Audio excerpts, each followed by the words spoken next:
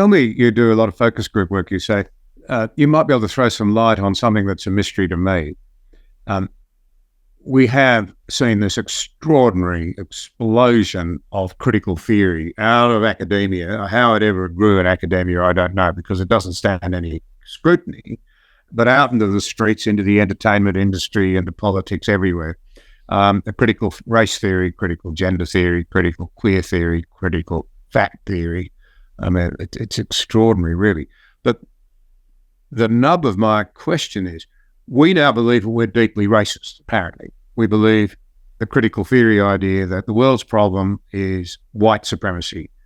How do people sitting in a focus group reconcile themselves to their belief that they're not racist? I don't think many people think they're racist, at least they wouldn't own it, with the idea that that's now our essential problem and that's why the world's in such a mess, because that's what critical theory is telling us.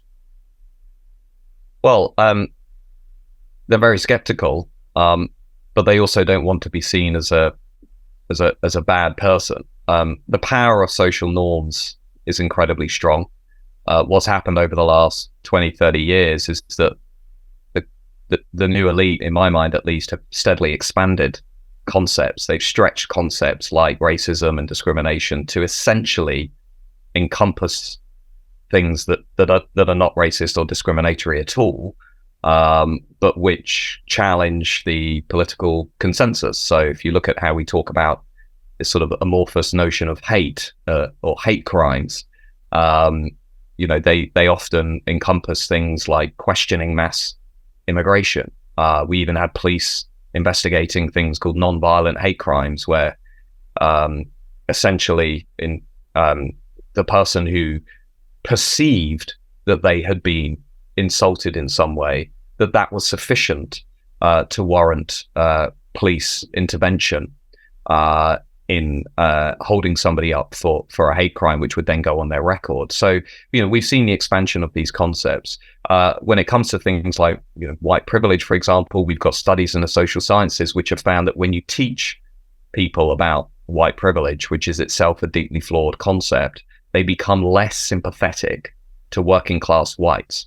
So it's actually a very divisive concept, not only because of the notion, but because of how it is wiring people to look down on other members of their national community in a very divisive way. And this is, we see this now increasingly in British schools, where we've had a number of studies recently that have shown children being exposed to critical race theory, gender identity theory, being separated in after-school clubs on the basis of their race, Black children being given extra classes on Sundays that are not given to their white counterparts. And when people say to me on Twitter or social media, these things aren't happening, they really are. And freedom of information requests have shown this to be the case. And I think for the average voter who sits in my focus group, on the one hand, they're desperate not to be seen to violate any of these social norms. They don't want to be seen as racist, as discriminatory, as a bad person. They want to be seen as a good person who's trying to make the world a better place. But they're also slowly realizing that many of the ideas that are being imposed upon them come with an alternative agenda. And that realization is slowly creeping in, that I think people can sense that there is no unifying narrative here anymore. If the only interesting thing about our children is what fixed group they belong to and their race, not their character, people will and are increasingly uncomfortable about that. Parents protesting outside of school gates, questioning why their children are being taught there are 72 genders. That will all accelerate in the years ahead, because it is so blatantly dismissive of science, and it is so detached from evidence, that I just cannot see parents going along with that over the longer term. And I can't see voters going along with it over the longer term. And if you look at British politics over the last few years, we have seen a number of big pushbacks. When Scotland tried to allow 16-year-olds to legally change their gender without any consultation with their with medical professionals or parents, 80% of voters said this is a bad idea, and the Scottish National Party were not able to push it through.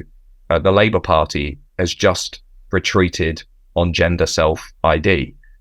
Keir Starmer, the Labour leader, has come out and said, he now accepts that his earlier definition of what is a woman, was inaccurate. We're beginning to see slowly, I think, some sense of